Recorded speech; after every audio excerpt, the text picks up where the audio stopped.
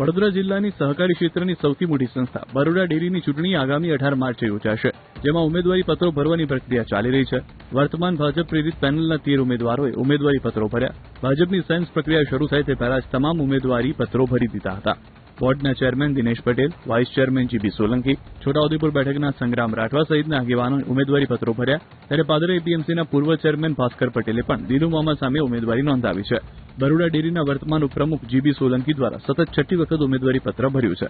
બરોડા ડેરીના બોર્ડ માટે 1071 મતદારો ચૂંટણી પ્રક્રિયામાં ભાગ લેશે. આ મતદારો નવા બોર્ડ માટે મતદાન પ્રક્રિયામાં જોડાશે. 26 ફેબ્રુઆરીએ ઉમેદવારી પત્ર ભરવાની અંતિમ તારીખ છે, તો 28 ફેબ્રુઆરીએ ફોર્મની ચકાસણી કરવામાં આવશે. બીજી તરફ પાદરાના સાધી દૂધ મંડળના પ્રમુખ ભાસ્કર ભટ્ટે દિનુ મામા વિરુદ્ધ આક્ષેપ કર્યા હતા. દિનુ મામા દૂધે ધોયેલા નથી, ગામમાં 100 થી વધુ મહિલાઓ સાથે સંબંધ હોવાનો આરોપ લગાવ્યો. કોઈ પણ માણસ ચૂંટણી વ્યવસ્થિત ના લડી શકે એટલે એમના કાવતરા ચાલુ જ છે. દિનુ મામાના કાવતરા. મેં 2 વખત સાધારણ સભામાં હાજરી આપેલી હતી, મારી પાસે પુરાવા છે. તો એમને ડેરીના જે પેલા નિયમો લેવાના હતા એમાં મને લખીને આપ્યું કે એક જ વખત તમે હાજર રહેલા છે. એટલે મેં અરજી આપી, મેં મારા પુરાવા રજૂ કર્યા કે ભાઈ હું 2 વખત હાજર રહેલો છે. 64મી ને 65મી ફરી સુધારીને એમને મને દાખલો આપ્યો. બધા એ દિનુ મામા હતા અને દિનુ મામા બી દૂધે ધોયેલા નથી. એ પણ 100 પાદરા તાલુકામાં જઈને પૂછ્યા હો તમે, પોતાના ભાઈબંધના લેડીઝને નહીં છોડ્યા, એમની છોકરીને નહીં છોડી ને કોઈને છોડ્યા નથી. હું ટાર્ગેટ એટલે કે હું એમનાથી છૂટો પડીને એમએલએ ચૈતન્યસિંહ ઝાલા બાપુ જોડે ગયો, એમને દુઃખ છે.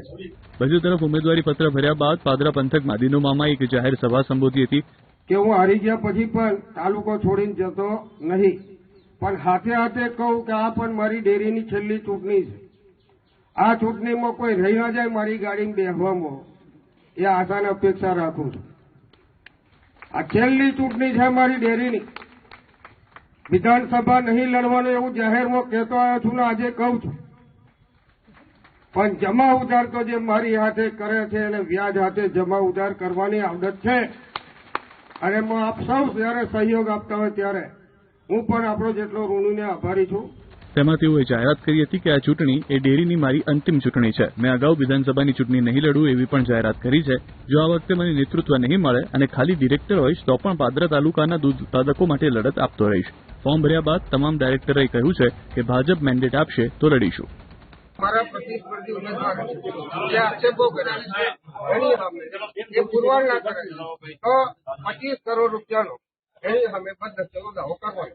આમાં આજે શક્તિ પ્રદર્શન કર્યું, શું કહેશો પાદરામાં? દર વર્ષે જયારે પણ કોઈ ચૂંટણી લડવાના હોય ત્યારે મારા કાર્યકરો અને જે મતદારો આ મારા જન્મ બધા છે તો એ મતદારોને બધાને દર વખતે ભેગા કરીને ફોર્મ ભરતા હોય.